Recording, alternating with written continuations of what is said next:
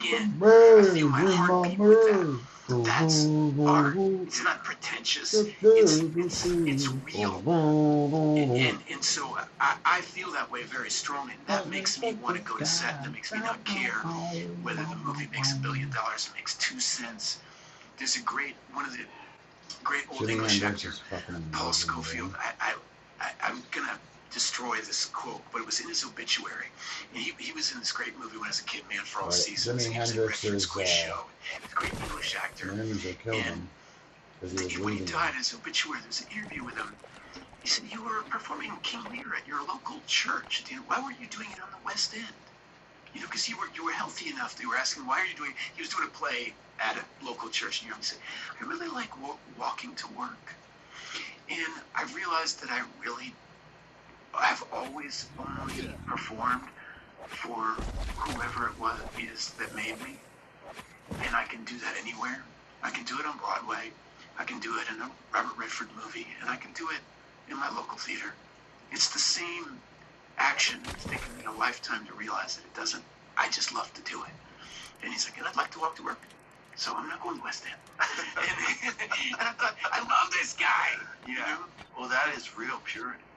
Yeah. When you're not chasing any prestige, you're only doing it for the thing. And I bet there are people that he loved there. Of course. Other people you do it for. Yeah. Of course. Yeah. And it's probably This won't get you much experience except for killing the knowing that zombies. it's not going to be reviewed in the New York Times. It's like you're doing something that you're only doing it for the love of it. And if you want to play pro ball, there's certain things. If you're, that Augie the Great, he used to coach for UT baseball. His great thing that he'd say that why he didn't coach the Yankees or the Red Sox, because he won 5 NCAA championships. So the problem is with pro ball, the object of the game is to win. And in college sports, my job is to develop young men. Yep. And if I do that right, we will win. But I like the priority. And I feel like if the priority is my own development, then more times than not, something good will happen. Yeah. If my priority is to win, make cash, be a big shot, blah, blah, blah, I've kind of lost why you should play the game. Yeah, 100%. And the trick for me is, well, I do want to be a professional actor. I like being relevant. I like making relevant art. I like talking to people and communicating with people. So you have to figure out that balance of like, all right, this is how I pay my bills. This is, what wrench, baby, wrench, baby, wrench, baby. So I have to. That's what I've been looking for. Be a little attentive to the professional part of my brain and not let it diminish the kid in me. Yeah. And to keep them both in some kind of balance. Yeah. And that's, for me, been my adult life. The term developing men, or developing people, developing young people. My martial arts instructor when I was a young boy, there was a pamphlet that they had released just explaining what the classes were all about. And in it, one of the quotes that always stuck with me forever is, martial arts are a vehicle for developing your human potential. So is acting. Yeah, so is anything. So is playing chess. So is playing music. So is carpentry, if you do it right. Everything. Everything. Yeah. Miyamoto Musashi, the famous samurai, had a great quote: "Once you understand the way broadly, you can see it in all things." Yeah. I carry that. Zen and the art of motorcycle maintenance. It's the same idea. Yeah. It's the real beauty of it all is concentrating on the development of the thing. And in that thing, you will grow as a human. And that's the thing when we're talking about boxing or fighting or acting or whatever. The thing about the 100% focus is it. I was getting down there. I didn't even see that.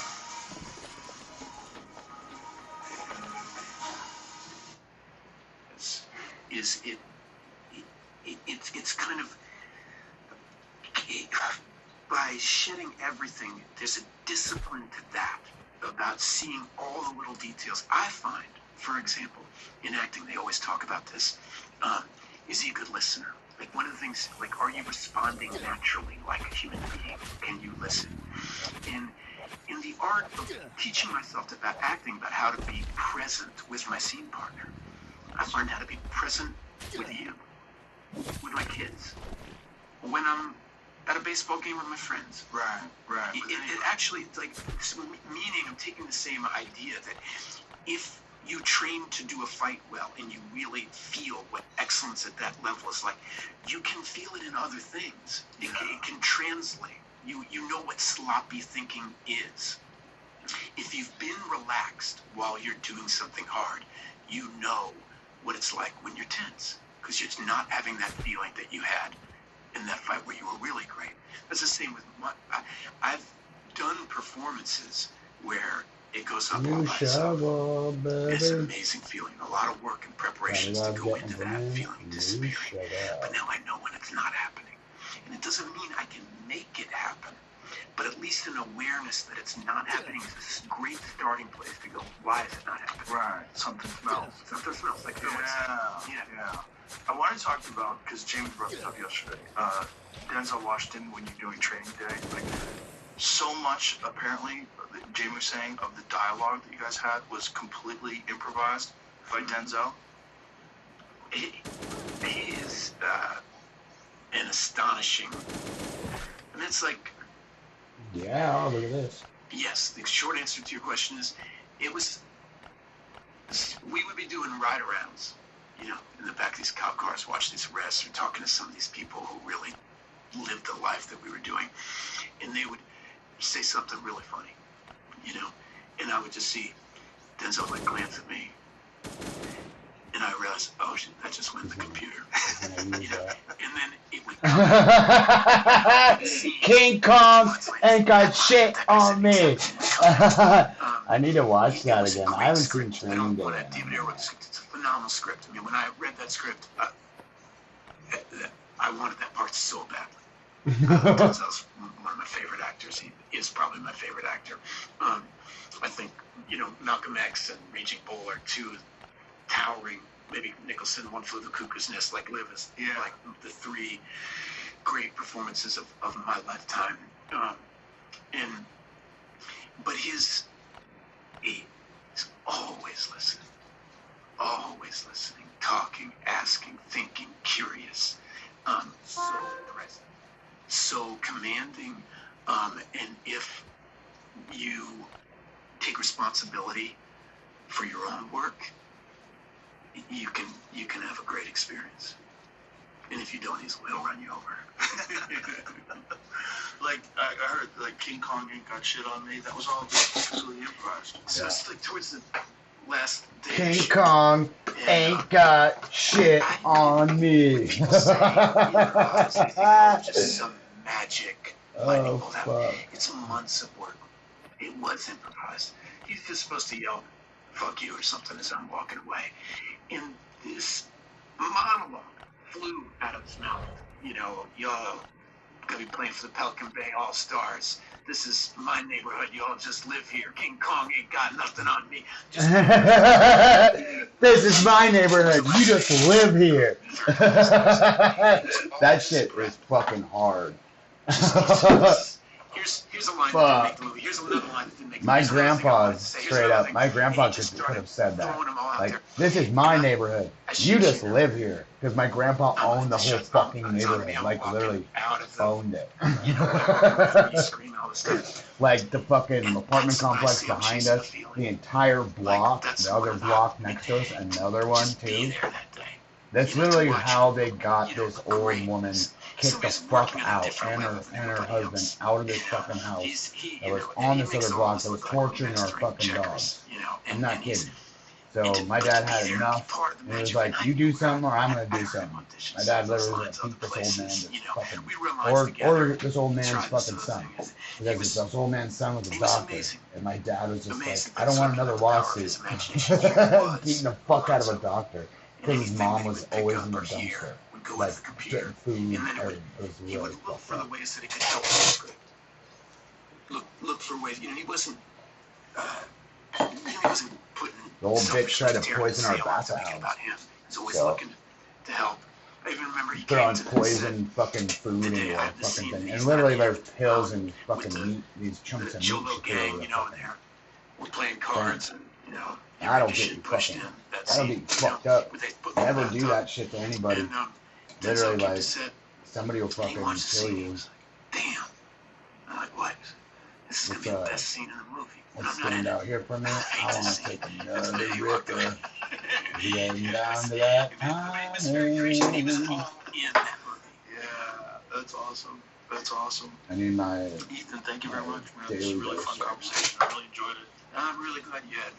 Thank you, and thank you for all the movies. Yeah, man. he's I epic. enjoyed the shit out of it. If you can't tell, it's been my pleasure. Thank you very much. Dude, Ethan Hawke, that was one of the best interviews I've seen.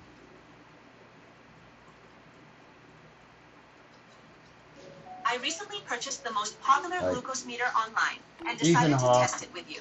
If you you're have an awesome diabetes or person, no... dude. The Kentucky House is looking at killing DEI in schools. Bill Request 1149 is a measure to eliminate the wasteful, ineffective, and divisive DEI initiatives that have become interwoven in K-12 institutions. The Democrats, who totally look like Democrats, predictably did not like this. Diversity is not anything that people should be afraid of. But it was Rev. Sarah Stalker's self-hating comments that got people's attention. I'm going to be honest, I don't feel good about being white every day. For a lot of reasons. You're mentally unstable and you need to be And I fucking. get to move through the world. You need to be fucking admitted. Colleagues and friends and family members of the community don't get the If privilege. you don't like the way that you were when you were We'll born, get back to this lunatic in a second, but I want to show you're you something fucking like first. I'm sure delusional. you've heard of Alex Stein, who became famous by trolling city council meetings.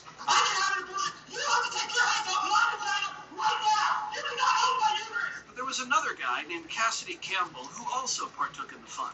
There's one line he delivered so beautifully that always reminds me of self-hating whites like this. Everybody's laying my pillow and I put this Dr. Fauci who made the vaccine for white supremacy. I hate myself! Thank you. That's your time. Appreciate it. I don't feel good about being white every day. I'm going to put Cassidy's entire speech at the end of this video because it's so hilarious and so brilliant. And I hope you'll quote, "I hate myself," like I do every time I run into a libtard in the wild. But first, let's listen to some more of this nonsense This from an lady's a actual retard. You guys elected want to hear a official. retard? And I'm just a female, just a woman, just a white woman. Oh man, there's so much room for a joke here, but I'm just going to let it go. If I was a white man, I would be functioning from a point of an even greater privilege. DEI, inclusive, diversity, equity, inclusion. Inclusion. It's about including everyone. No! Don't need to include everyone. Not everyone needs to be included. Trying to whitewash things, and I find that Not everybody needs an. Here's a sticker. Here's an inclusive trophy. Not as much if she was a man, white lady. Anyway, here's Cassidy's hilarious speech, unedited, as I promised. In 2015, Bernie Sanders woke me up. My openly gay 6-year-old transgender nephew wanted something different than most kids for his birthday. He wanted the COVID-19 vaccine for the greater good of humanity. Because unlike the racist Republicans, he wanted to protect our democracy and take on his social responsibility to do his part for the greater good.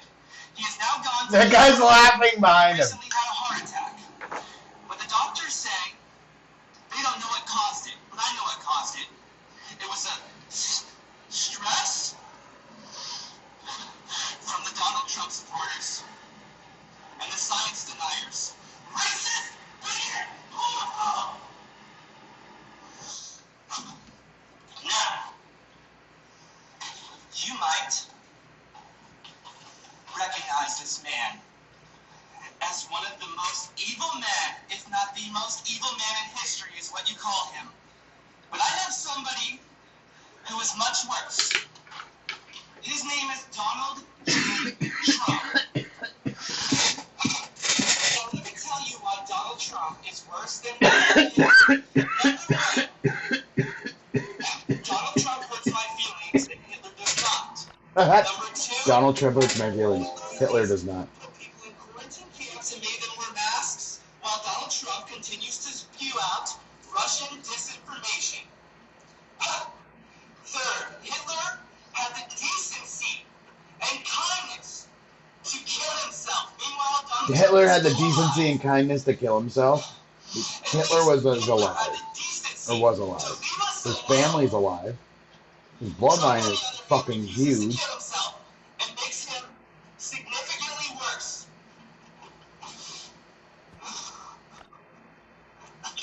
Wait a minute, did I leave already? I thought I fucking left, yo. Why didn't you guys all tell me? Why didn't anybody tell me? All you fucking watchers, all you fuckers watching me right now. What, making me be a fucking retard, run back in here.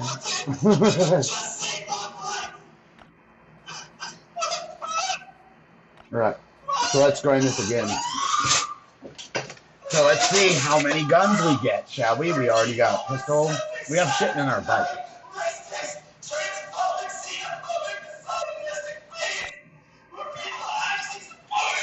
Okay, I can't listen to this anymore. This guy's whole fucking thing.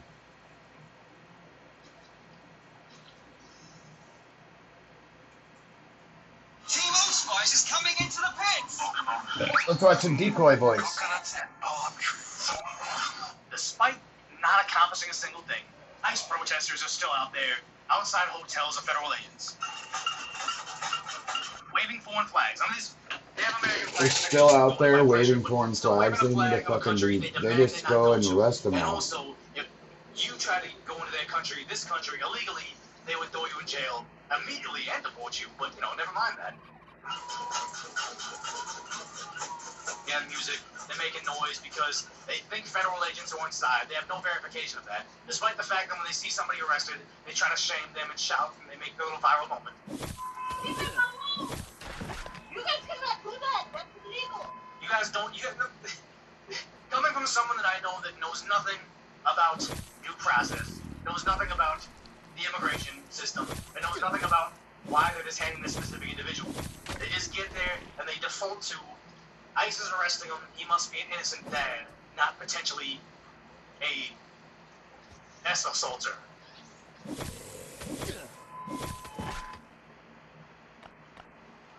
Call 911. Call 911. Call 911. Why don't you call 911? They're doing kidnapping. Kidnapping, alright? They're doing kidnapping. But then they got their Fucking morons. and they just mindlessly repeat. Get the fuck out of here. We've seen countless videos like this, and it's never changing. Arrest that bitch. You guys are doing kidnapping. Kidnapping. This kidnapping. So This this has never stopped a single kidnapping. deportation. It's only gotten them arrested. This bothering of ICE workers or ICE employees in hotels. Sometimes they get the union pipe fitters instead of the actual ICE employees, and yet it stopped nothing. They keep on marching on Home Depot. Home Depot still has deportations inside there. They're not even getting them in the parking lot anymore. Deportations still happening at Home Depot. Deportations still happening outside of Home Depot. Like a kid, I'm gonna say, he literally thinks that he's gonna be able to get away by standing on top of this vehicle for long enough. Sheer ridiculousness. None of this has stopped it. I mean, everything's getting worse. What is it? Armed raids in Minnesota.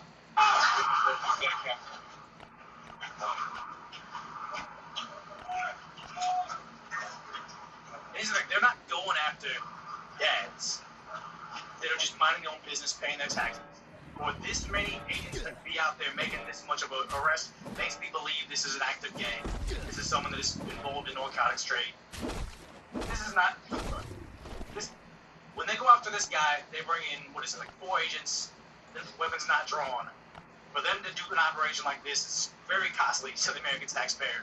This was a dangerous point they're serving. But yet, when they try to say, oh, they're kidnapping us, they're actually resorting to AI version of this. They're really trying to pull at your heartstrings, and this is sheer desperation.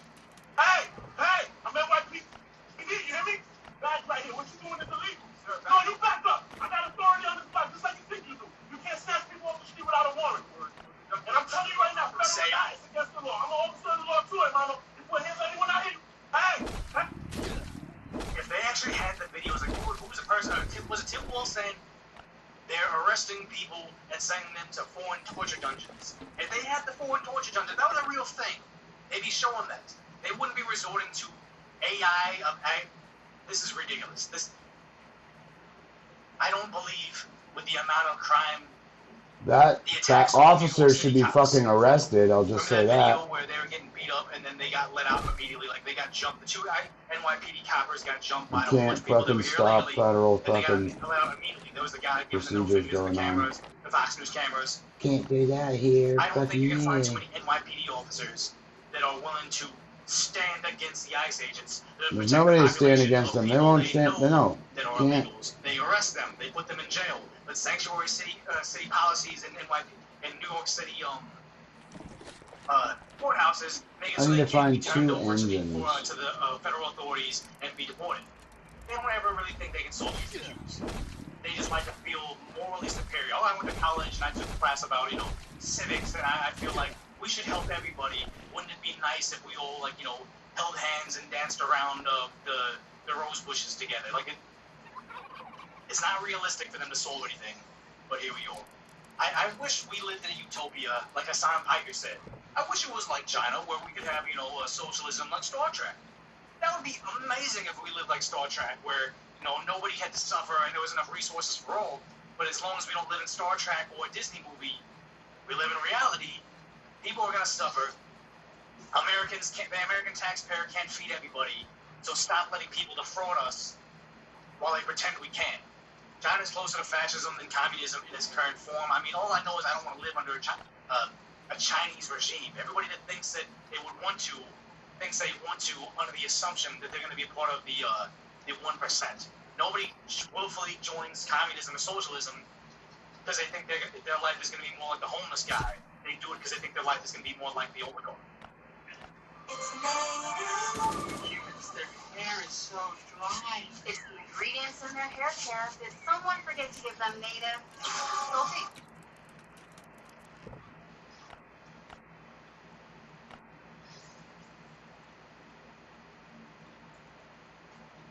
Oh, I did send those already, so let's delete that and this and that. And that. I always send this too. We got a stack of them, so we'll keep sending those. As you can see, we are still alive. So, we got our pipes. That's all that matters. See if this guy's got any cloth and we'll be out of here. Jump. Oh, big guy. Was that the big guy or was that a abomination? If it was I'm going back in. If it was abomination, I'm gonna kill it. Trump's not gonna get impeached just because a fucking black piece of shit says he wants him to be.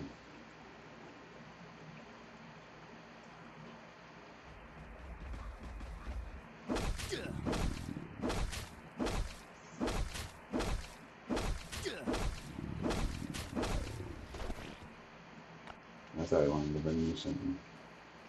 Doggo is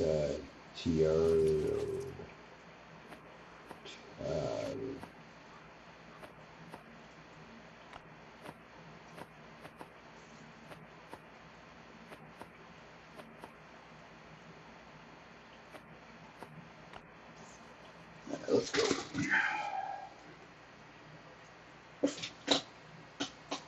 Typical, atypical, intersections, geometry, dynamics.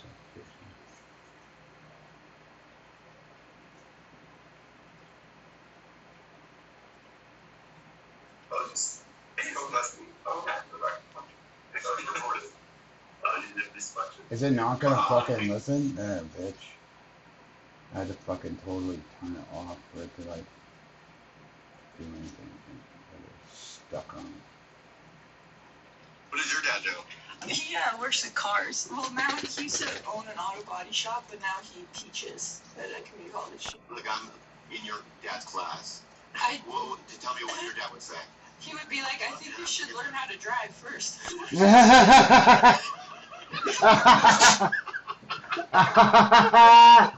Welcome back to If You Laugh, You're Conservative. To the two ladies that just rolled down their window right here and yelled out, Trump to me. Two ladies in a blue Subaru, a lot of stickers on the back. Forsyth, Georgia, QT. I want to tell you something. I hope this video finds you, but my shirt says Triumph, you dumb mother. It's not just Tim Walz that's restarted, if you know what I mean. Boo! Triumph motorcycles too. It's too close to Trump, and we can't read real good. Top 6 answers on the board. Women love big diamond rings. What do men love that's big? Booty. House. A big house. Car. Good car.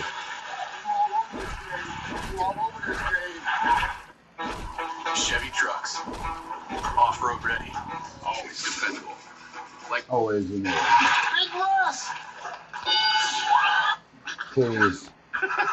Jugs, jugs, Family jugs. Feud. Whoever your graphic designer is, the name is the answer. Jugs, jugs, jugs. He needs a raise. Some little ducklings. Ooh, they're gonna get you. You know, with different music, this video goes from cute to terrifying. Run! Run!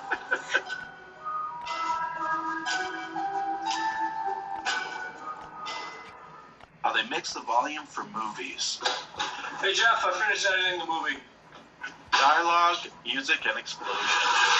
Yep.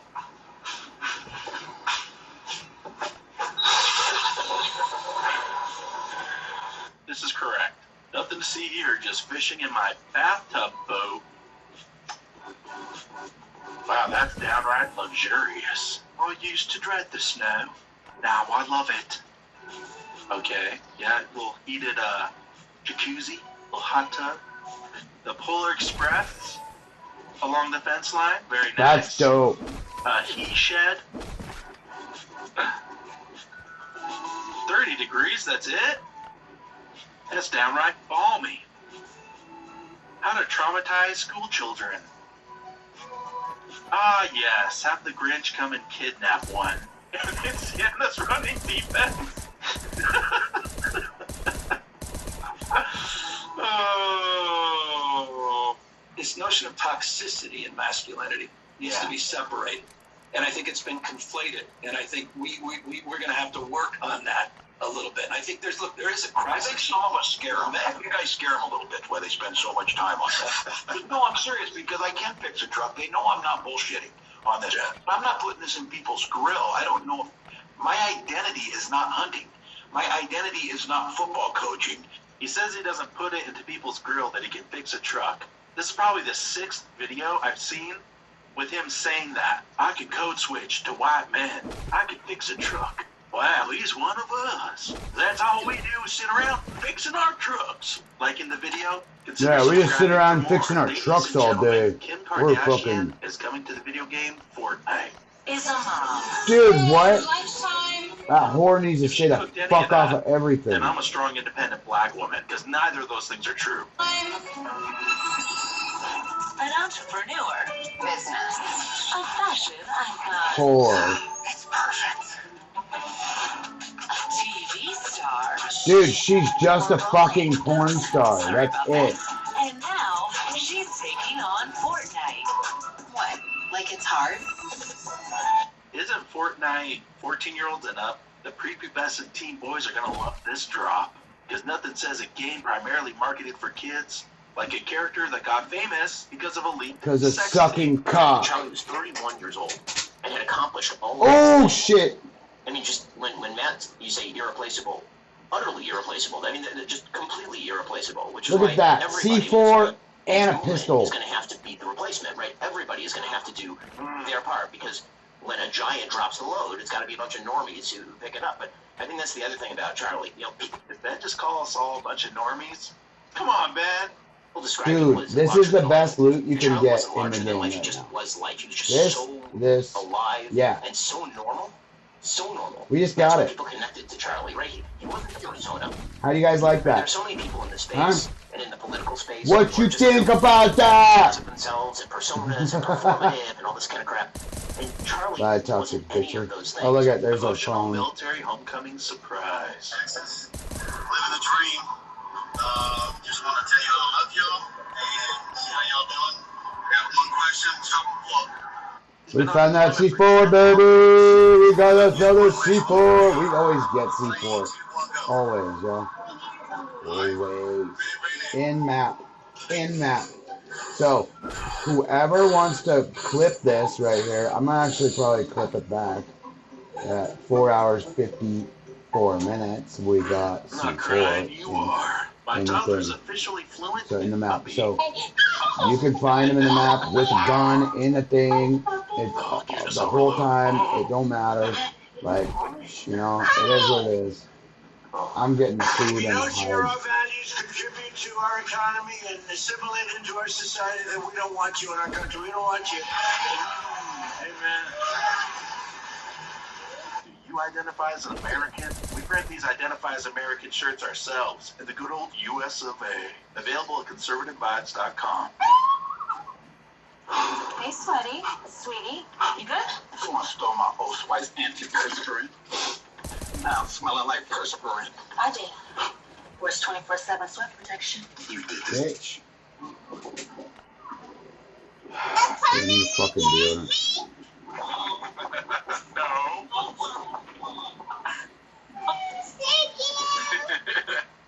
That was a close one.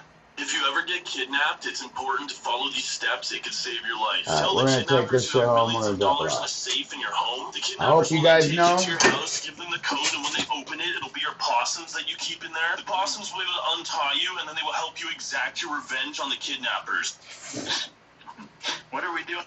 So, alright guys, check this out. So, I'm watching some Conservative Vibes. Go hit like, subscribe on Cameron Vance's channel. He's got a couple other ones. He's got a gun channel and he's got another one. So, anyways, yeah, as you can see, the best loot that you can get is right here. We got a total of 1, 2, 3, 4, 5 weapons and a C4. Alright, so going here is totally all good. You need shoes, you need an upper top, like a hat or pants or something. You don't need a top, you don't need a jacket. So, I've been up since fucking 7. So, yeah. Kind of wild, right? But that's the thing. You can go grind all this stuff. Look, we have tons of gear. And I sent a bunch of shit back. So, here we go. Let's go back. And actually, let's go and see how much this is. The 17, right? So, it's only 15 when you go up here and come back down. So, kind of, so that's better. So, somebody clip that, please. Or if you're not, I'll just go back and do it. But that's the loot you can get. You get C4, you get guns. We got 2 pistols, we got a shotgun, we got a slasher, and a C4. Besides a couple melees and the Raider on there. Just to put that on, just to go play around with. So, but we got reinforced shoes. These shoes are 5. Obviously, that's you run twice as fast, right? Than 5%, but here it's all good. So here we go, here we go. We don't have Brutalizer yet. It's about like another 20 minutes or so. So until everything resets again. And Doggo will reset also when we go home. But I want to see what we got in here and stuff. I'm gonna have to come back up here and we got 20 turkeys. Let's see. So as you see, I was sending tape back, and so, and I didn't want to delete those. So we found 2 cell phones, right? 4 USBs. We got some antlers. So we're gonna hit take all. On my inventory's full. I only took these to get rid of them because I didn't want them in my inventory, right? So we're gonna grab that sand because we do need to go up there. But let's see here. Let's let's get these out of my shit.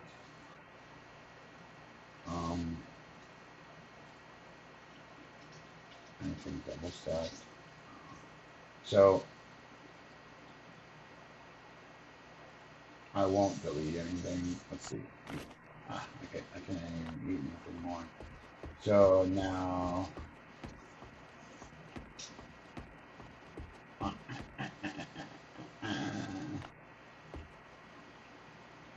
13 minutes.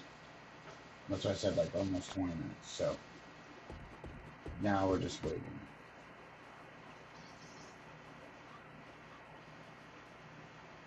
Now we'll go back home and grind this out. I'm gonna hit play on this. Come on, what the flying fuck, man? Yeah. When you gotta fucking, what the fuck?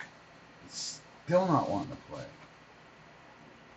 Carne asada I hope is it back. does not Expertly start crafted again. just for you. Nobody does carne asada like Chipotle. Deodorant leaving a bad impression. That does look Native, fucking clean, good. clear, and residue-free. It's native. What does your dad do? He works in cars. Well, now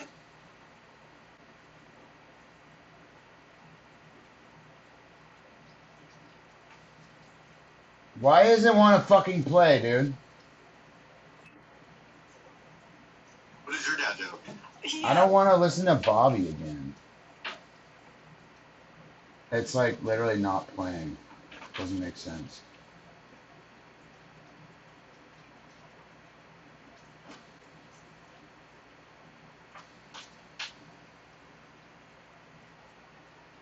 Fucking annoying.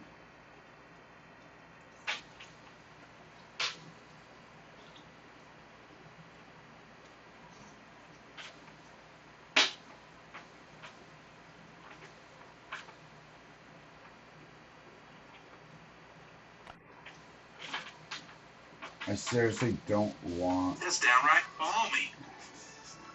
How to traumatize school children. Ah, yes. Have the Grinch come and kidnap one. It's Santa's running defense. Oh. This notion of toxicity and masculinity needs to be separated. And I think it's been conflated. And I think we're going to have to work on that a little bit. And I think there is a crisis. I think some of us scare them. Some of you guys scare them a little bit where they spend so much time on that. No, I'm serious because I can fix a truck. They know I'm not bullshitting on this. I'm not putting this in people's grill. I don't know if my identity is not hunting. My identity is not football coaching. Grill? He says he doesn't put it into people's grill that he can fix a truck. This is probably the 6th video I've seen with him saying that. I can code switch to white men. I can fix a truck. Wow, he's one of us. That's all we do is sit around fixing our trucks. Like in the video, consider subscribing. We for just more. fixing Ladies and gentlemen, stuff, Kim sitting Kardashian is coming to the video game Fortnite. Is a mom. Kids, lunchtime. If she cooked any of that, then I'm a strong, independent black woman, because neither of those things are true. An entrepreneur, business, a fashion icon. It's perfect. TV star. We're rolling. Not a fucking TV star. Never was a TV star. On Fortnite. What? Like it's hard? Isn't Fortnite 14-year-olds and up? The prepubescent teen boys are going to love this drop. Because nothing says a game primarily marketed for kids like a character that got famous because of a leaked sex tape. The fact that Charlie was 31 years old and had accomplished all of these things. I mean, just when Matt, you say irreplaceable, utterly irreplaceable. I mean, they're just completely irreplaceable, which is why everybody, I mean, this is why his movement is going to have to beat the replacement, right? Everybody is going to have to do their part because when a giant drops the load, it's got to be a bunch of normies who pick it up. But I think that's the other thing about Charlie. You know, people, Did Ben just call us all a bunch of normies? Come on, Ben. People describe people as larger than life. Charlie wasn't larger than life. He just was life. He was just so alive and so normal. So normal. That's why people connected to Charlie, right? He wasn't a persona. Right? There are so many people in the space and in the political space who are just kind of like caricatures of themselves and personas and performative and all this kind of crap. And Charlie wasn't any of those things. Emotional military homecoming surprise. Texas, living the dream.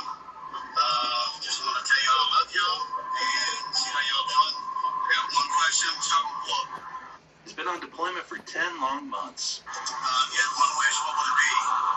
3, 2, 1, go. Alright, bring it.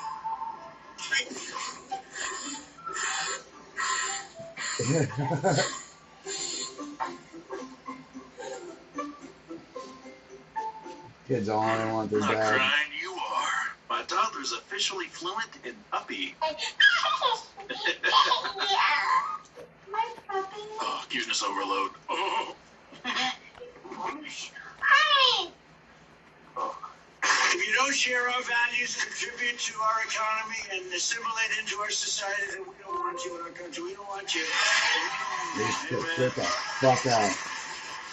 Do you identify as an American? We bred these Identify as American shirts ourselves in the good old US of A. Available at People don't like get the conservativevibes.com. fuck out of America. Breastfeeding gives me 24/7 freshness. It's gel on my skin, and it's mine. You Thought we had no fake secret. as fuck. They're coming to get me.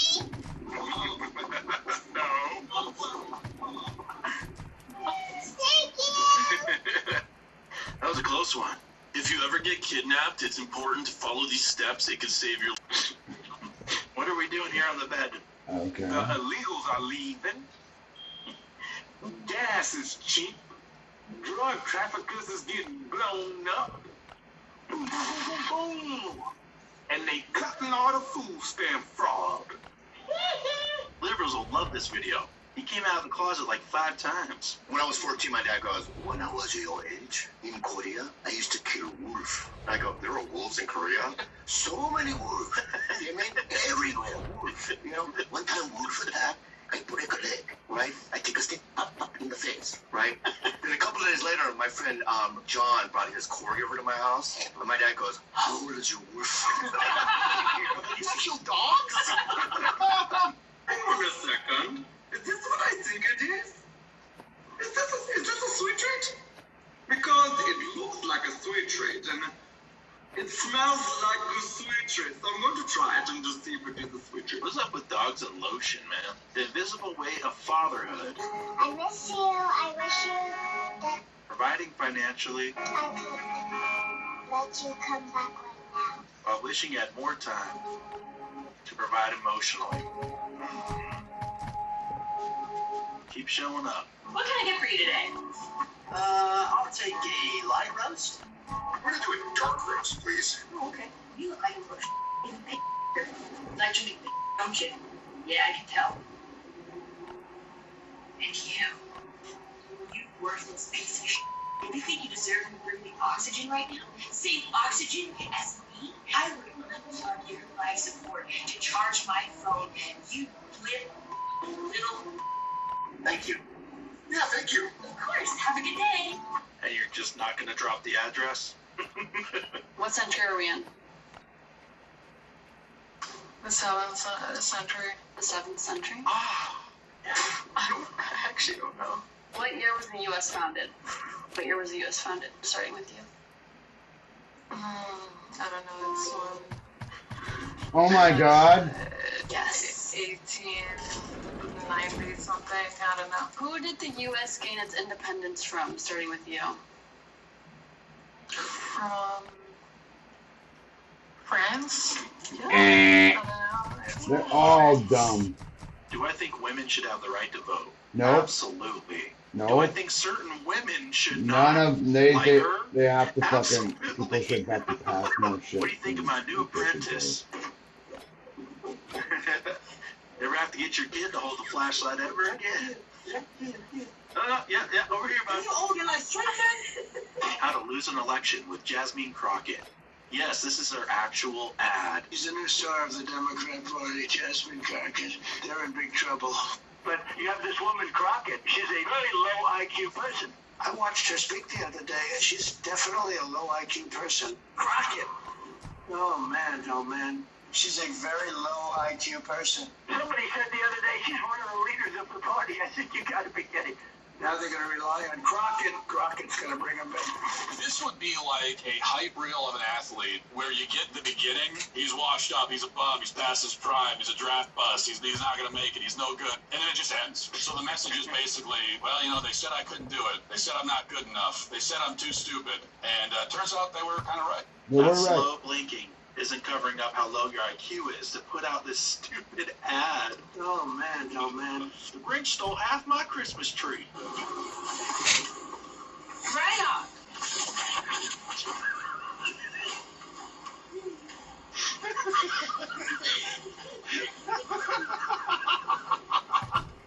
Is the dog okay, though? The dog got fucked He up. was expecting. Me when I go shopping. What did you find? I don't think you need it. Can we put it back? Dad, she needs it. She doesn't want it. She needs it. When you're done playing by the rules.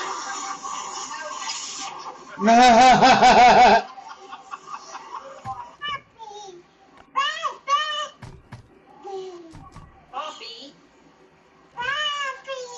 Poppy. You're walking too fast. I got little legs. Secret keeps me fresh for those long flights, and it's totally Wilson approved. Yeah.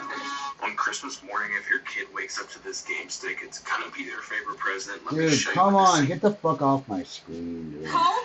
No, it's not cold. Are you cold? No, I'm not cold. You're not cold? No. You want to get out? No. Are you cold? No.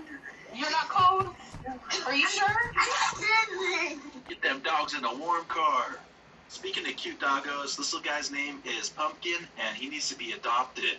If you're in or around Wildomar, California, Pumpkin's an active 2-year-old husky mix, meaning he needs a lot of daily exercise and enrichment, good with other dogs, a bit fearful of men, and very food-driven. A link to Pumpkin's profile is in the description below the video. Man, I can't find my wife anywhere. This is so unlike her. That's odd. I've got the same problem. I've been looking for my wife forever now, too. What's your wife look like? Well, she's about 5'8", just turned 25. She's tan, long dark hair, beautiful brown eyes. She's a fitness model. She's wearing leggings and a sports bra, and has a beautiful smile. How about your wife? What's she look like? Never mind that. Let's find your wife. Never mind, I'll just find your If way. she's got jugs, Got some big ass titties. Come on, Family Feud, what the hell? Is she wearing a shirt?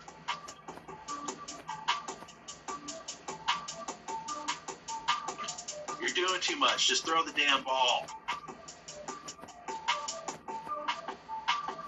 Oh, it's gonna point at it. Gutter ball. It all went wrong.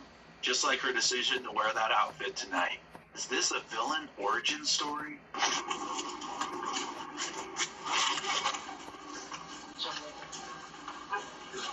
Like you, yeah, Nolan, I got it.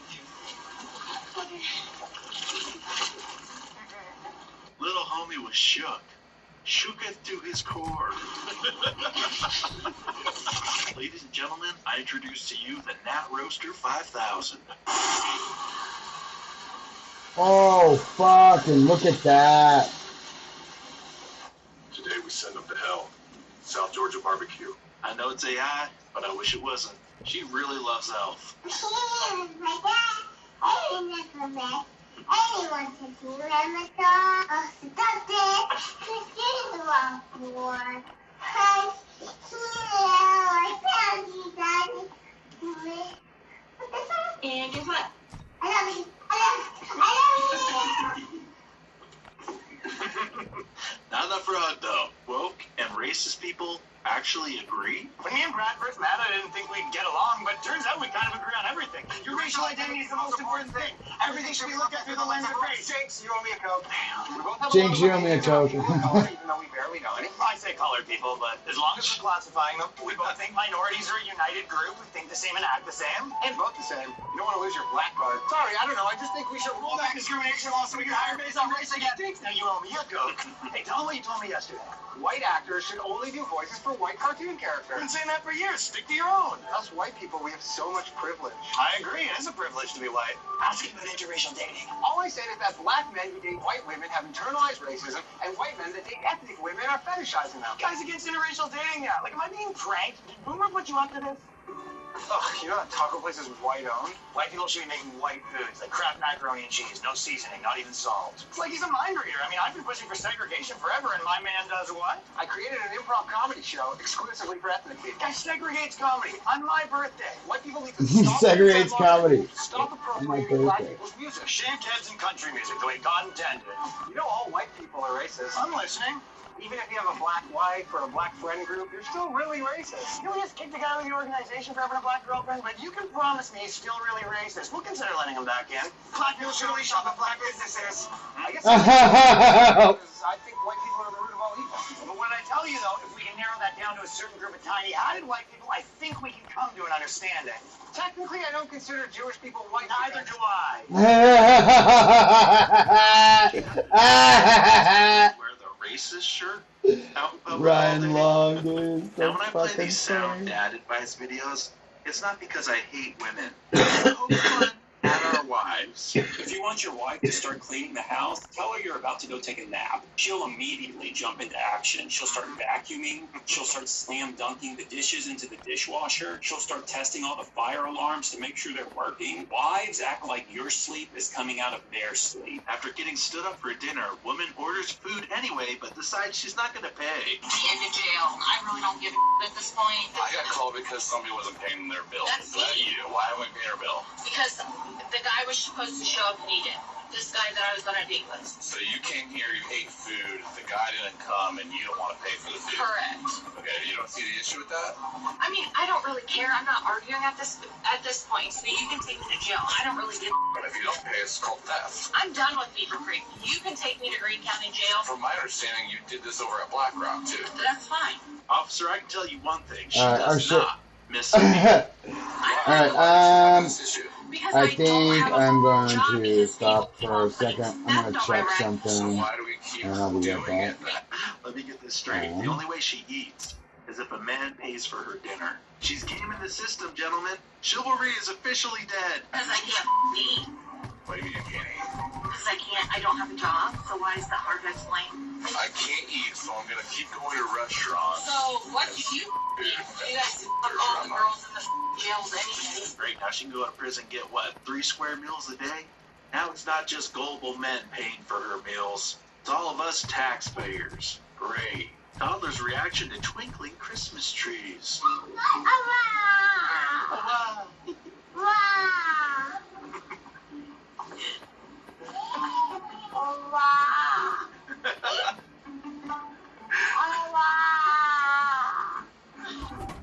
Like this. Introducing the Old Spice NFL collection. Try again. Fucking dick, shut up. Christmas present based on what you drive. Oh my gosh, it's a new lipstick and skinny jeans. Hopefully these make my butt look bigger. Thanks, Santa. Bored. Oh my gosh, it's a case of beer and a can of Zins.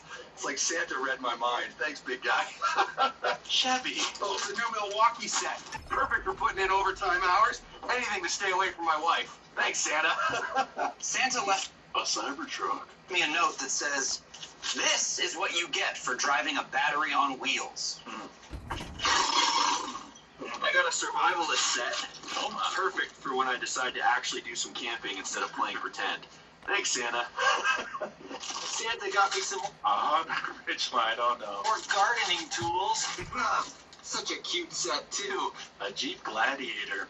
Is that really a truck? I got more rubber ducks so I can duck all of my Jeep brothers and sisters. Thank you, Santa. Tim Wells, I sold out years ago and I don't give a crap anymore. So you have something to say about the Somalians stealing billions of Medicaid dollars Give in me a pistol Minnesota? and AK. Stephen, I take matters like this very seriously. And when something like this happens, I take action. That's why I'm arresting every person who says I'm because I'm not If I were, would I have gone to college? Well, I think most people who go to college are.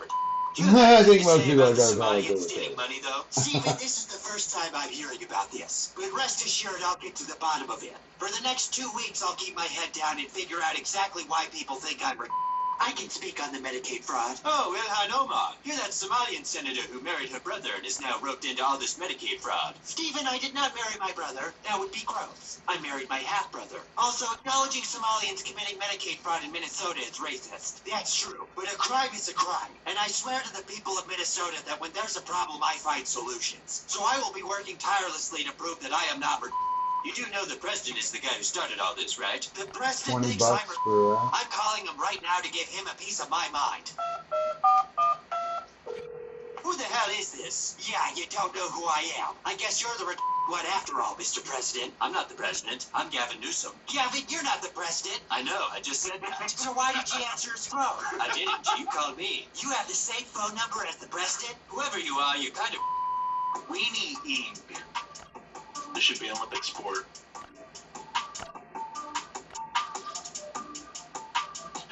How many takes? How many?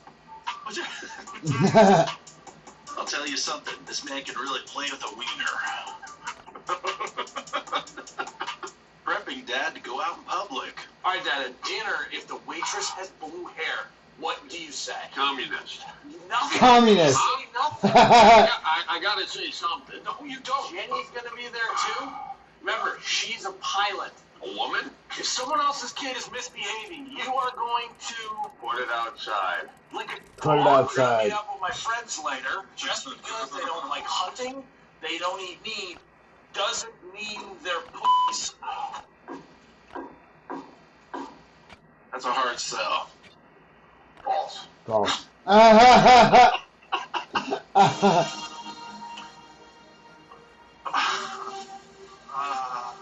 might be enough internet for today. Oh my God.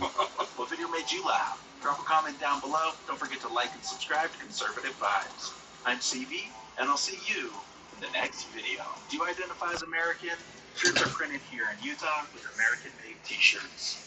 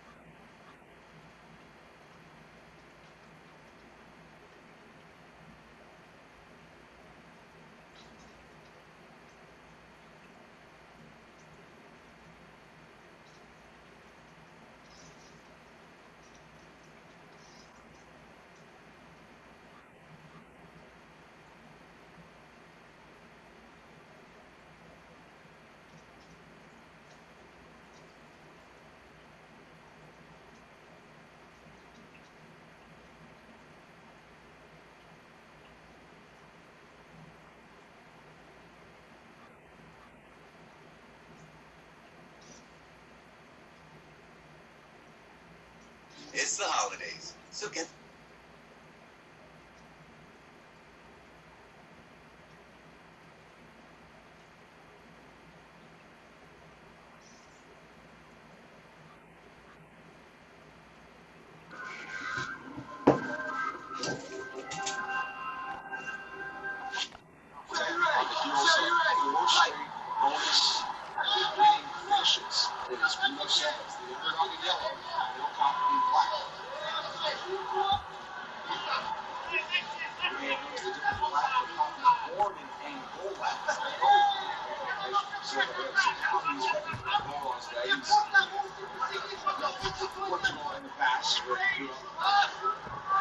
Las Vegas on threads and scripted trip.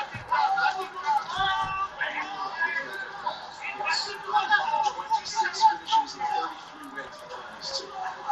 And the pattern of them are powerful.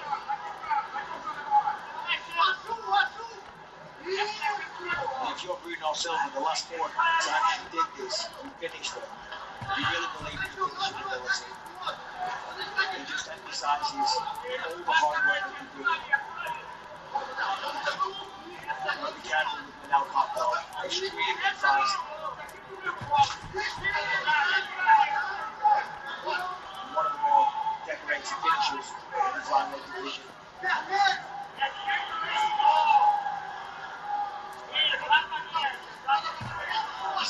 He's kind of like dating the level changes. He's going to put an overhand right.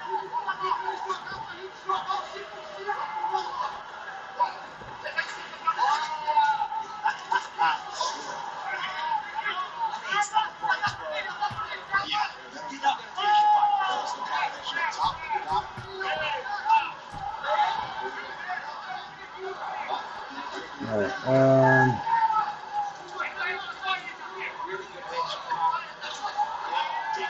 this is the only time Bunker Alpha's good. So let's go kill all these things. So, hard mode. So, yeah. We could wait for it to reset. But what we got for M16s? Immediately over the top of the chin. So quick, very precise. Nice little pop on the punch as well. Just coming to top, seem to have more impact.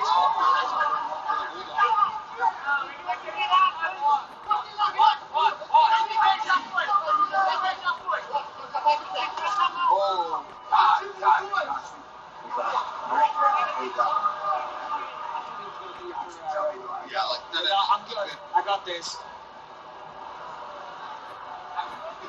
Let's keep them clean.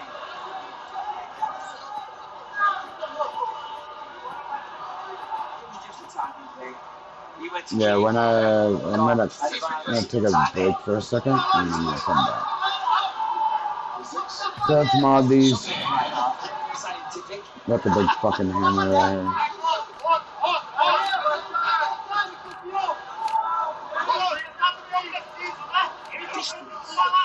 Motion, force. These are aspects of physics now.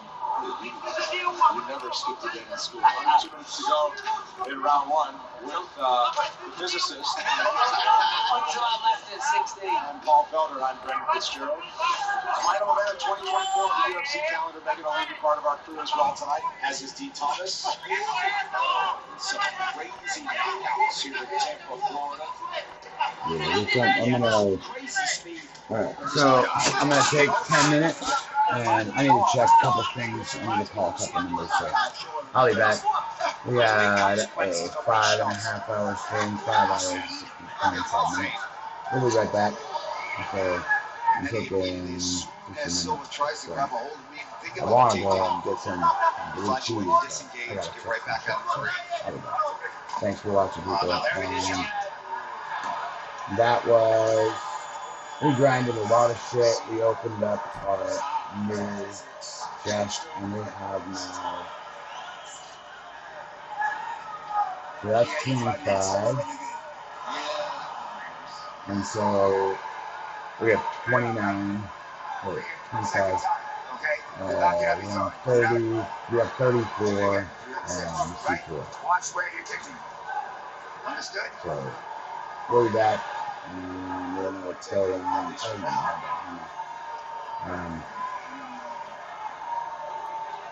We'll go play around at the bunker. We're at hard mode right now, so we could actually, for the end of our stream, so we could do hard mode. Nah, I kind of want to just do easy shit because like fucking shred everything. That should be simple, and it's nice to get a little fluffy disc, but we got a bunch of shit. So this is 3 hours. So we'll be right back. We will we're gonna do waves. So we'll probably get 15 waves, and then I'm gonna take out the entire bunker again. Definitely has. 2, 3, and 4. Obviously hasn't been able to take it And back to the the ground. thing is, I should take that pneumatic thing there and use them for Bravo. But the thing is, we got to get our wrenches up. As soon as we got those wrenches, then we can finish that out. We're done. And I mean, I think I put all the aluminum plates in. So, yeah, all but 2 are done. So, and if I can get that that one ship to somewhere that red roll, I hope I can get that red roll in some of those crates. So, but anyways, we'll be right back. We already did fishing today down here, up here, and then, okay, finally these are here. You gotta kill foxes, kill boars, and I got a couple more kills on these. So, I'll show you the easy way to do this. You'll do one by one by one by one. And the thing is, we're going to try to get the melee back. So, our thing up here, obviously, we're going to use a ransom. And, we get these done, kicking off. If we get 6 done, so if we get 6 done, then tomorrow we can get the boar out stuff. And then I can show you guys the boar out stuff again. So, yeah, we'll go knock that shit out. That shit's so simple. But we want to get the melee stuff, so we're not going to touch the hero at all until we go do this and the bunker. So we'll be right back. I gotta check some balances and some cards, some gift cards. So that's literally what I'm waiting to do, because I don't exactly know what the balances are. Because when I was getting some stuff from my daughter, I know the ones that I used I threw away. Like the 3 that I did for like $75, and so there was like $125 left. And so, and I went through a couple different cards, and and they were like, oh, this isn't working, try another one. So me shuffling cards really made me feel super insecure, so I don't know how many is on fucking cards, so we gotta go figure that out. So, anyways, I'll be right back. Taking 10-15 minutes. We'll be back at 4:30. Just like we usually plan on. We're always on at 6:30, but it's a Thursday and Friday, Saturday, I'll be on at 4:30 or before, maybe 2:30. So, because like I want to at least play like 10 hours to get some grind in and find everything, because it takes time to find everything. Literally, if you can't find shit down here, you gotta go up here, and then you gotta dip around here if you can't find the shit you're looking for down here, right? And then the rewards from here. Actually, you know what? I think I got my lead plates from here. I really hope that I can get lead from here. But if you walk after this, it's gonna be there. So that's if you don't want to do any of the tasks, you can pay for it. And literally, if you see anybody that open up thing, they have to pay for it. Or even if it's like they can't pay for it or something, they're paying for it. Oh yeah, dude. I'm taking those. I'm taking those. Fuck yeah, dude. So we got another 250 cash. Full free. So what else is next? So there's a SWAT set and there's this, and this. These are the ones I really want. It'd be nice, but I'm not gonna hit my gun. Which, actually, no, that's like the Christmas, those are the Christmas presents, I believe. So, anyways, I'll see you guys in just a second. I'll go check some gift cards and this fight's dope. I gotta watch this fight. And, yeah, dude, these guys are literally like, how long is this? 17 minutes. Alright. So, I'll see you guys in just a minute.